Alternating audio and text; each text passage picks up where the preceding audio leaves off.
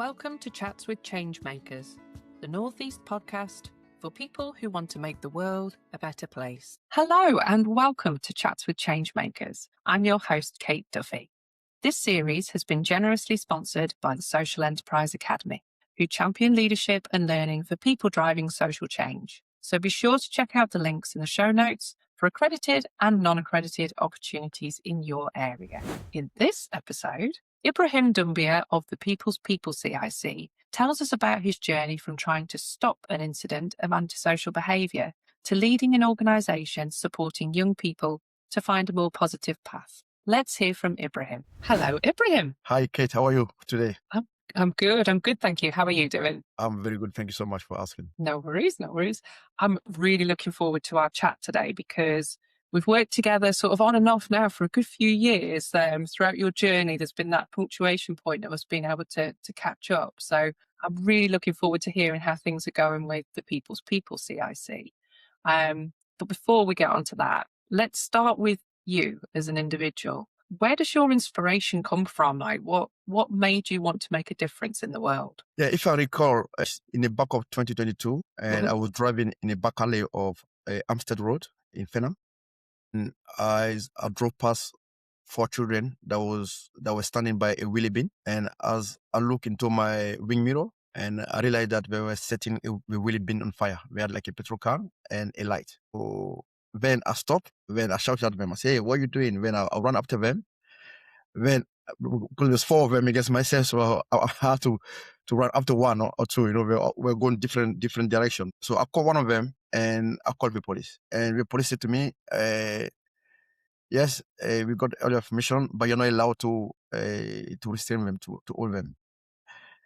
And then I was like, "Okay." And then they said to me to let him go and to give him the description of the kid, and we'll come back and give him.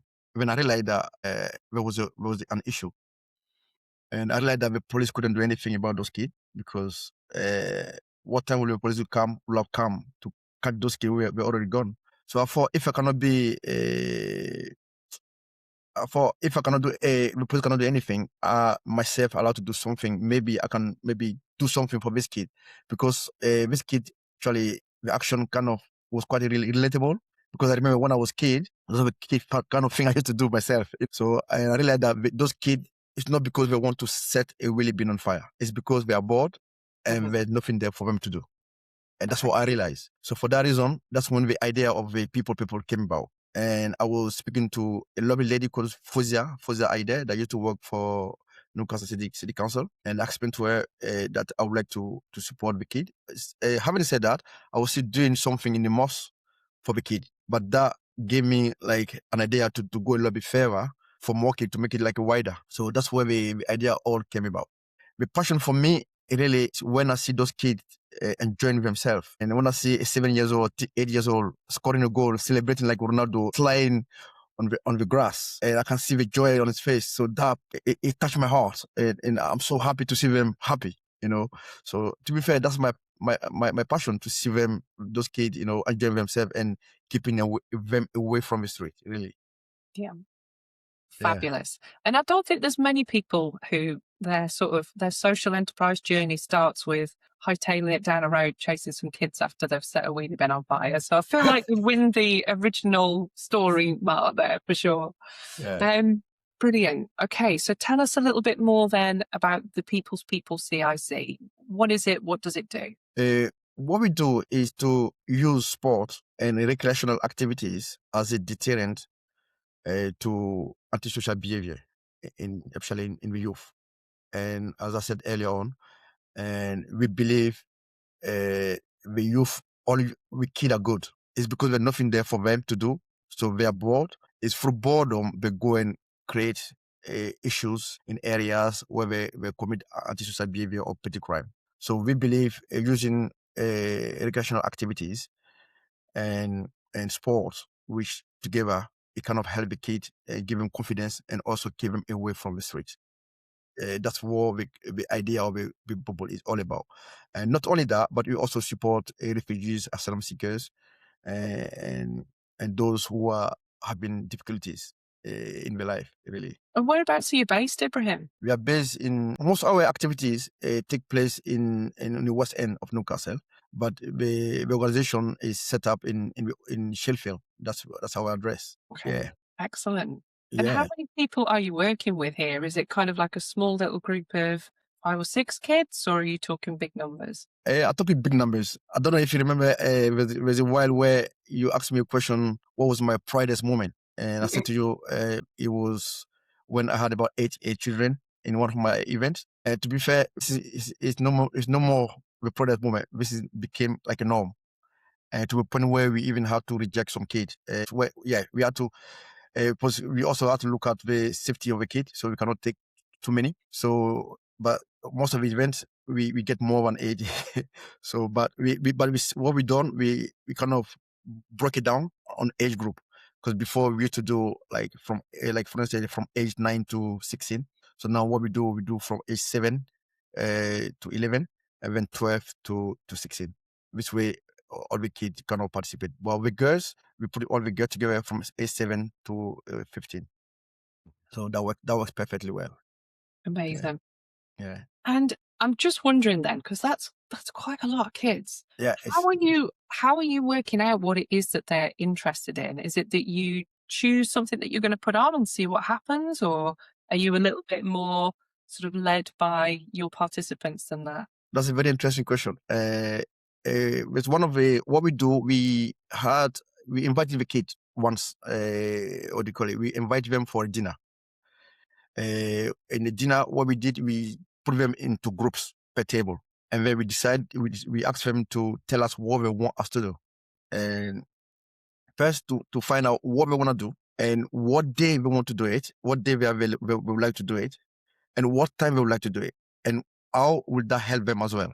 So then in each group, the kid had to come on stage to present the idea, the activity we want to do, and what day is suitable for them, and what time it is also suitable for them, and also how will that activity help them. So it was brilliant. I even got a video of it. It's brilliant how it works. So through that, then we decided that, okay, now we look at all together, put a tally, and find out what most people want to do, and then we took it from there. Yeah. So therefore, it's kind of their own ideas that we use to implement, and then it's working perfectly, and we're enjoying it. Yeah. So, and if you're talking about 88 kids in a session, Yeah. it would be quite easy for people listening to this thinking that you must be absolutely enormous as an organization and, £1 million turnover and all that kind of stuff. What's the I wish. reality, Ibrahim? How are you managing to pull this off? It's, we will prefer what do you call it, some funding, but we are really struggling for funding. And the problem we have, we are not, because we are so busy on the ground, we don't have time we are not experts at writing bids. So therefore, it's hard for us to get funding because we are so busy trying to work with those kids and stuff. So when we apply, most of the time, because we are not very good at it, so we just said it.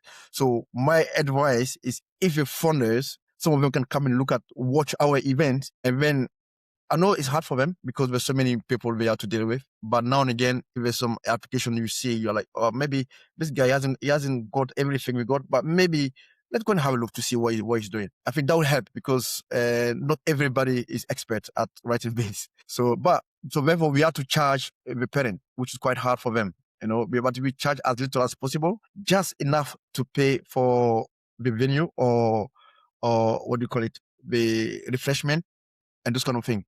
So basically, it doesn't pay for the time of the people who attend really. So we have to push and struggle and try and bring people in. That's how we do it. We're not a lot. 6 people, that run all this activity together. So completely volunteer run at the moment. Yeah, it's volunteer, and most of the things lie on myself. Sometimes to a point where sometimes I finish an activity, I've got the videos, but I don't have even like our December. We have some activity in December, a massive activity in December during the school holidays, and I've got the videos, but I haven't had time to put it together and post it. So sometimes, because you're busy doing other stuff and dealing with people requests and those kind of stuff. So yeah. But we're getting there. We're getting there. Yeah. And what would you say has been one of your big lessons along the way? Because so you set up, was it back in 2022? Yeah. So what journey have you been on from there to here, from those small numbers to huge numbers? Are there any pearls of wisdom that you can share with us from your journey so far? No, I think it's all about how much about your passion. If you're not passionate about this one, I don't think you'll be able to deal with it, because there can be some stress. There can be some time where you are down, where you can't be bothered to do anything. You know, you also got your personal life as well to deal with. So if you don't have that passion to support, to help other people, it's going to be very difficult for you to be successful in this. And so we use our passion to share it with our volunteers, and then which help us, help those kids and understand that one kid saved, one child saved, it's like, for me, that's enough for me. If only one child is saved, I'm gonna give you this story where about 2 years ago we were running the Thai boxing class, and there's a little kid that he wanted to come to our class, but he was petrified. Basically, he's not used to other people, to be around people. And he was standing there at the door. His mom came and, "Can my son please come in?" But he's petrified. Can his brother stay with him? So basically, his brother had to stay with him in the class at the beginning of the class. And after 5-10 minutes, I spent a little bit of time with him. I've been ashamed to some punch there. At the end of the class, the kid, he became the most popular kid. He was punching me, kneeing me, enjoying me.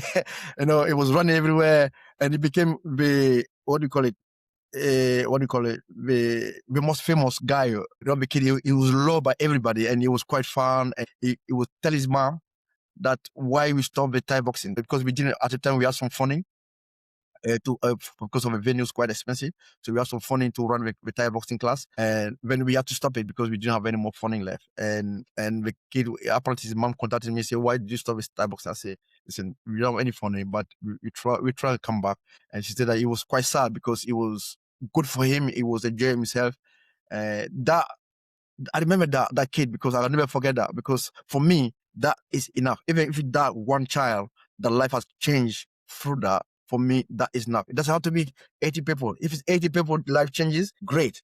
But only one for me is enough. Yeah.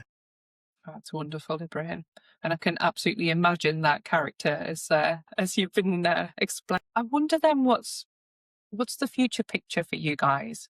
So is the hope that the People's People CIC is it about going national? Is it about growing and becoming more sustainable at a local level? Like, where do you see yourself going? We really want to be sustainable. We want to be able to not to rely too much on funding, to rely on ourselves. So we are looking to find out how we can be sustainable on that way. And also have support from funders if they can help us as well, because we need them to have like a platform where we can springboard, so we need that as well. So for me, I got the idea to run those activities in school. Because I know this is needed in so many deprived area of Newcastle. I can see, because when I drive past areas, I can see. Like I was talking to there's a lady one day. I was just having some activity with my nephews and nieces outside. We had a barbecue. We had some similar activities where we do sack race and stuff like that. She came to say, "Oh," and then I put them with people, beeps on. We were running, and when this lady came, that was in Sheffield, in Usburn. She said, "Oh, people, oh wow! I was just watching you. Just walking past. I saw you guys. I can see that this is activity we need in our area. So how can we kid of this area join?" I say actually we don't do it everywhere. We only do it in the West End area. But you can take our data. You can join still. So I think that it's needed in different areas, and so that's the idea, is to, if you can bring in different area of Newcastle, or even in schools. That's the idea really. But we need support, we need help, we need people, we need money. We need that, because at the same time, while you are using your time to do those activities, yes, you're doing it for free because it's a passion. At the same time, you got bill to pay. So therefore, you cannot give 100% of all your time. You have to give a little bit and then walk away, give a little bit and walk away, which is make it a bit hard. But with a little bit we got, we are trying to move forward. Mhm.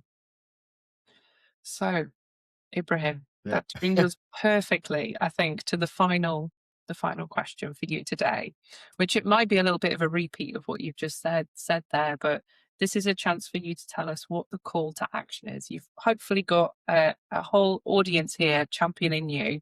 What can we do to support you on your mission? I need money. Yeah, Full I stop. definitely. We need money because we want to do a lot of things we want to do. We even want to do like a weekly Thai boxing classes, right?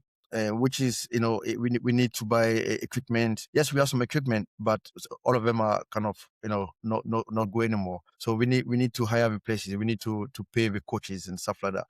And we want to do for boys and girls, because in the area where we do, because of the culture, we got to separate the boys and the girls. That's what bring people. That's the reason why it's so much in demand, because we don't have that in the area where it meets the cultural need of people. So that's the reason why we are so famous. But people, when we stop, we get a call. Oh, why you got no activity today? Why is this? Why is that? Because of that. Because we cannot meet the cultural need. So therefore, we need not only we need people, but also we need funding to be able to run more of those activities. It's quite not. We don't only do for kids. We also do for adults. We also do what do you call it? Digital inclusion. And we started last week IT class for women. Oh, cool. Yeah, and we had to we had to close the application because we only needed about 10 to start with, but we got about 25. So we are looking for more volunteers to come forward to teach those ladies a simple digital skill, because we realize even nowadays, even to book an appointment at the GP, if you don't have it's all online. You cannot call your GP anymore to book an appointment. So therefore, if a lady's there, it's just got no digital skill, how is she gonna make an appointment? So therefore, we thought, okay, that is needed. So we brought those ladies in and we asked for some volunteers, brought them in, and now we had more than we we asked for.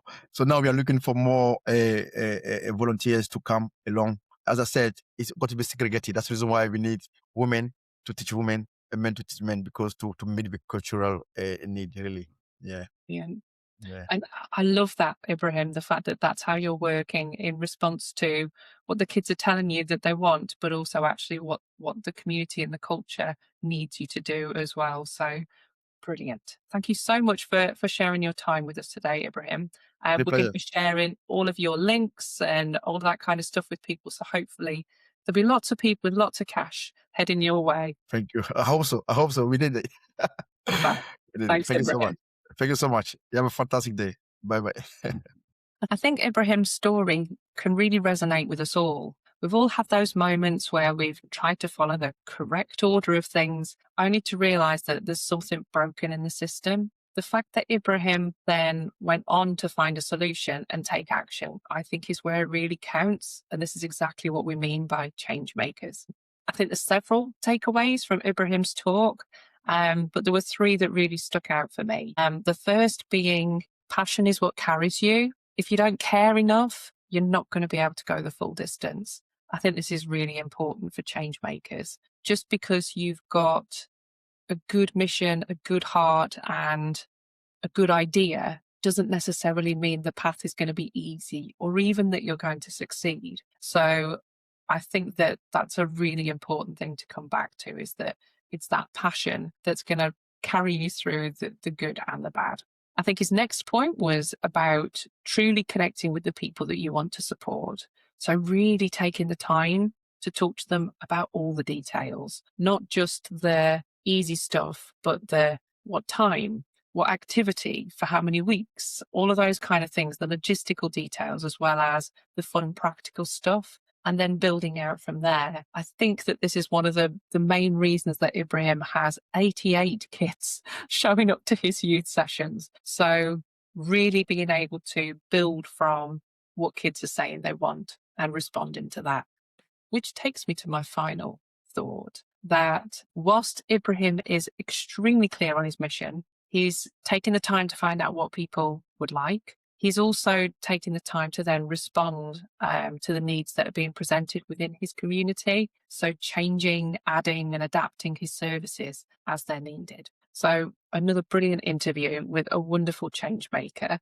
If you'd like to connect with Ibrahim, please do check out the links in the show notes. You can also subscribe to Chats with Changemakers for more brilliant interviews.